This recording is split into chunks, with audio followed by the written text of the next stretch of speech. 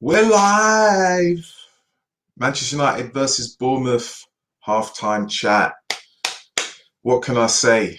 We're live. Mason Greenwood is the real deal.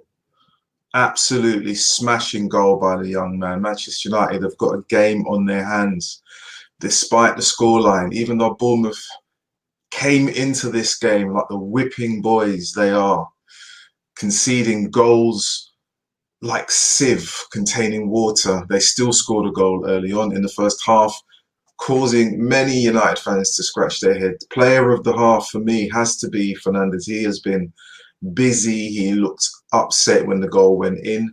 There are questions to be posed and put forward in terms of the defending for the actual Bournemouth goal. I thought he took it very, very well. And if it was Messi, we'd be talking about the goal forever and a day. But Bournemouth scored the goal against the run of play. Manchester United for the first half have roughly more than 70% possession of the ball. You would expect Manchester United to actually be 3-0 up by now, but this is a very, very different game. Very different game. And they've scored closing in towards the end of the first half. Martial makes it 3-1. I have to be honest, I'm expecting it to be many, many more goals in the second half. The first half performance has been quite comfortable for a certain amount of the game, regardless of the actual goal threat posed by Brighton. Good in possession, always positive going forward. Rashford looks almost back to his best. Greenwood looks busy. Martial hasn't had as much of the ball as we'd like him to have, as we have previously, but he's grabbed his goal. And it really does say something about the Manchester United team. They are definitely up for this game, but the goal against, there'll be question marks against De Gea again. There'll be question marks against Harry Maguire. To be nutmegged like that on the byline, you don't expect that from your captain. You don't expect that from your centre back. You don't expect that from an international defender. A lot has been said about Harry Maguire in terms of his lack of pace, but considering there was hardly any space for the player to kind of burst by him, to be nutmegged there, and for then the player to then have the composure to score the goal against the near post, it says quite a lot. Manchester United definitely have this game by the scruff of the neck, but individuals will still talk about the goal that was conceded. I don't know about you. I mean, I'm happy with what I'm seeing. It's a small blip. And I would say that the goal that went against Manchester United, probably a slap in the face that they needed. There was a little bit of complacency, you would say. Bournemouth almost looked scared walking down the tunnel, as if they knew that they were going to be on the end of a really big defeat and take a heavy hit in terms of goals conceded. But they, against the run of play, score a goal. Unbelievable. It's a good thing that the Old Trafford crowd were not in the stadium, because I can imagine the sound effects that they would have had to pump in, a different kind of sound effects to actually get fans not to boo or not to call out and abuse any of the players on the pitch. It's going to be an interesting second half. Plenty of shots on target from Manchester United with regards to the goal. I think I had 7 or 8 shots on target, or no, 7 or 8 shots in general on target, probably half of that. But it's going to be interesting. Pleased with the team overall. Have to say that the team have played well. Luke Shaw looks good. What I've liked about Luke Shaw is that every time there has been a ball put over by Wan-Bissaka, or from the corners that Fernandes has taken, the corners may have bypassed the bulk of the bodies in the penalty area, but Luke Shaw is there at the far end of the penalty box, waiting to collect the ball and kind of ensure that the attack doesn't die away and recycles it quickly. Really good from his point of view that he's there and he's doing this. And you'd almost want him to shoot from the minute he actually gets the ball, but he doesn't. He's not reckless. He contains the ball, makes sure that the ball's recycled in a way that actually fits the United play. Jay Hart, how are you? Martial's earned his number 9. Has he? Many have complained in the beginning of the season about this. You know what? We're actually in a really strange position with regards to Martial. He has the number 9 shirt. a lot of us complained. He's learning his trade. He's still a young man.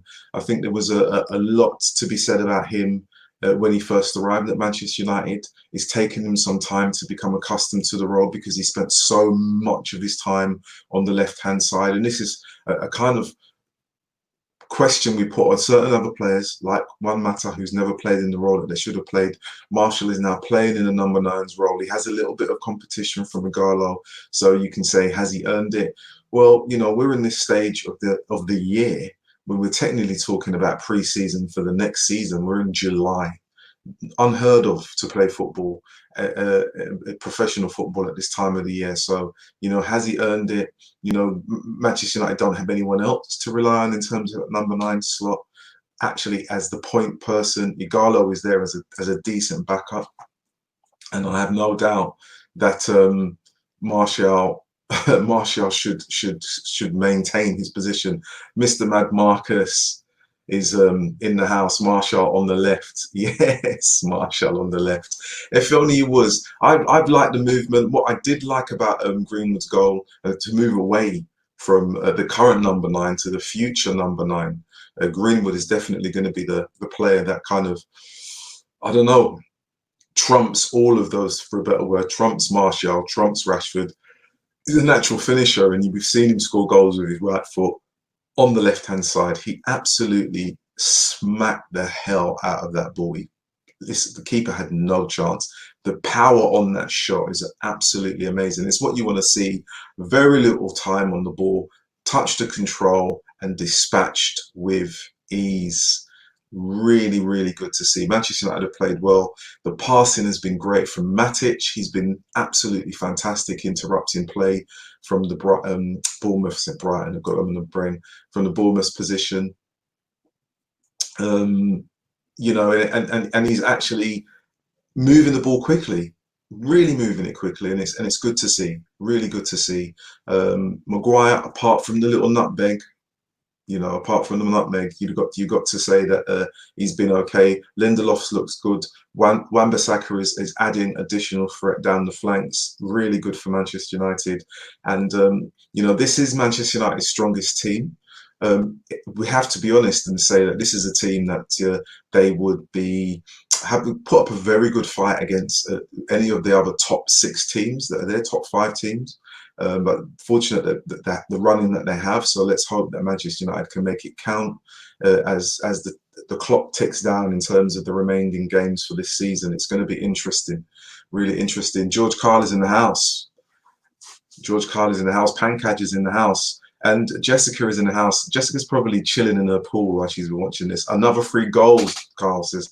Another 3 goals indeed. It's great.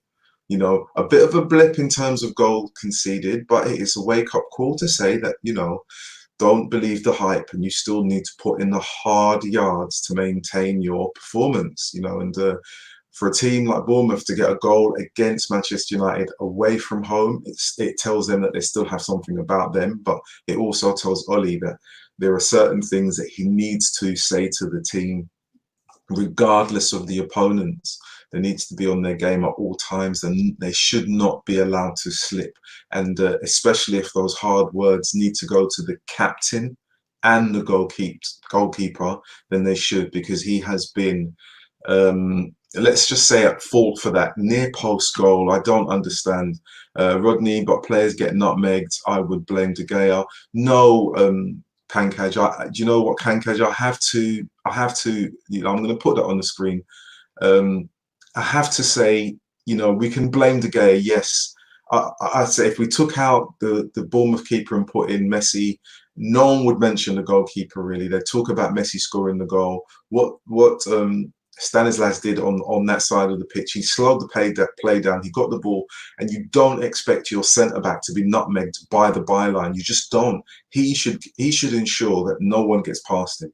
No one gets past him. And once he is out of the picture, then De Gea, he's not able to come out and foul him. So he has to kind of check his position. He doesn't get his position correct, you know. So in terms of blame, the blame goes across De Gea and Maguire. De Gea and Maguire, both of those individuals, you know, need to be blamed at that point in time within the play. And we could even go further back. and say, with regards to the ball coming over, the cross should have been stopped. Manchester United have done really well in terms of closing down play across the park. They pressed high. They've stopped Bournemouth playing out as best they could. The ball from the right hand side should have been stopped at source. Really and truthfully should have been stopped at source. We could say, if we're nitpicking, that Shaw should have been closer. He wasn't.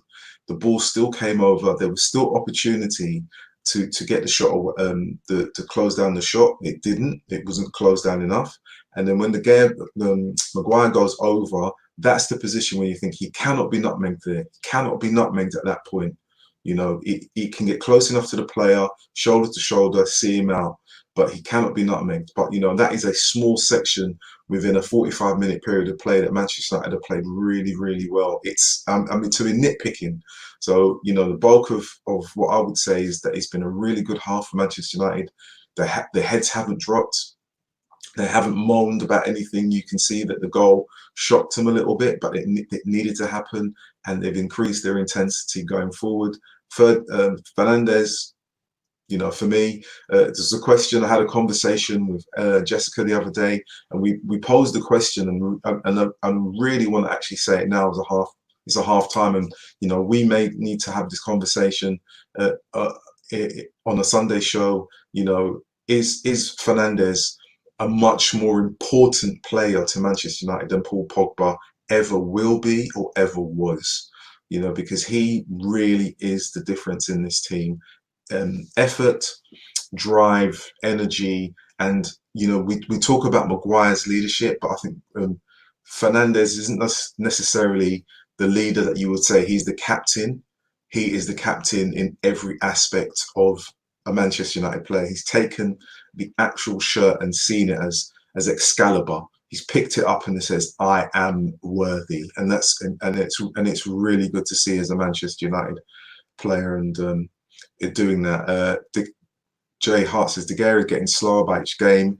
His reflexes used to be the best, but now he's nothing to show for. Gosh, I'm not even sure. George Carl, need a Pogba, Bruno, and Matic goal now. It would be not. I would actually like to see a Luke Shaw goal. I'd like to see a Luke. I'd like to see a Luke Shaw goal. I'd like to see a Matic goal. It's Man United have played well, and let's be honest, Bournemouth are there for the taking. Bournemouth are there. They have conceded so many goals in this season, this current season, that it would be really important for Manchester United's confidence going forward in terms of the goal difference, to kind of change that, because it wasn't necessarily always looking great at the beginning of the season, but now it really is, and the team are moving well, and people are happy. And apart from the odd leak from players who are not in the first team squad about players being injured, there's that as well, leaking to the Daily Mirror, as long as it wasn't the Sun.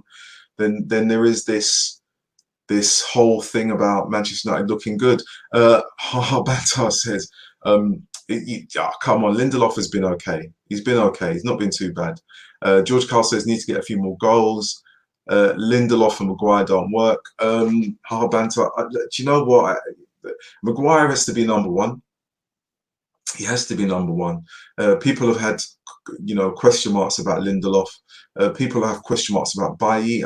I generally believe Ollie has question marks about Bailly. Why he would get more game time? He would actually get more game time. But I think in terms of his first choice, he would always go with Lindelof and Maguire out now. We've seen that back four consistently in the last few games. It's there. I mean, all the talk before the shutdown was Brandon Williams and his breakthrough, and he's playing really, really well. What's happened in between the intervening months, between March and now? Luke Shaw seems to be a renewed person. He's come back focused. He's come back fit. He's come back like fresh. I would say that it's going to be some time before we see Brandon Williams on the left-hand side in terms of being a regular. Luke Shaw looks like he's definitely there, and the only time I'm going to say that we're going to see Luke Williams there on the left-hand side is if probably Luke Shaw is injured or Ollie wants to go to a back three. So it's good. I'm happy. I am happy. It's been good to watch a Manchester United game where you can see a goal go in against But really and truthfully, when you look at the performance going forward, you cannot complain about what we've seen. Rashford looks good. Martial looks good. Bruno Fernandes looks good. I mean, he probably just looks good all the time. Pogba looks good. Matic looks excellent. He's superb. Matic is just like, everyone said he was too old. He's not too old. He's the real deal. Absolute real deal. Max says we do need a centre back. Possibly. Who knows what's going to happen with that? Who knows? It could be another thing in terms of what's happening. Is it time for nearly almost time to go back and sit down and eat some more popcorn? In terms of the halftime chat for myself, really, really, really upbeat. Guys, we've got to be happy with what we've seen so far. Even though Max says, sure, so he's awful. No, I can't believe that. Shaw's played really well today. He's played all right. He's been fine. He's been supporting the attack on the left-hand side. It's been good. They played well. They played well. Considering the team, you can only play against the team that's been put in front, and they played well. They are where they need to be right now. They have a very comfortable lead in terms of goals.